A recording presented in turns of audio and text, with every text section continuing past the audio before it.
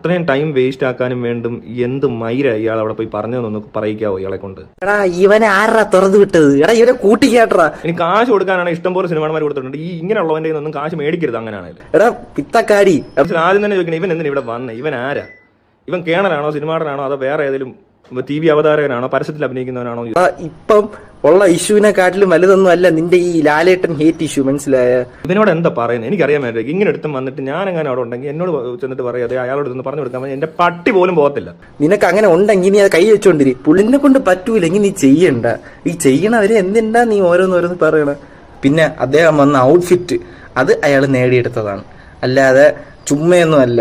സ്വന്തം നാട്ടിലാണ് നടന്നത്. എന്റെ നാടെന്നുള്ള ബോധമുള്ളതുകൊണ്ട് തന്നെയാണ് അത്രയും അവിടെ പോയി കണ്ടത്, മനസ്സിലായ? അതിന് ചുമ്മാ കയറി പോകാൻ പറ്റിയ എന്റെ അമ്മൂമ്മേരെ വീടല്ല. നിനക്ക് 2 കൈയും കാലിന്റെ ഇടയ്ക്ക് എത്തിച്ചിരുന്ന് ഉറങ്ങാൻ പറ്റൂ? നീ അത് മാത്രം കുറച്ച് നാളത്തേക്ക് ചെയ്യും. വായ നിറച്ചു വെച്ചാൽ മതി.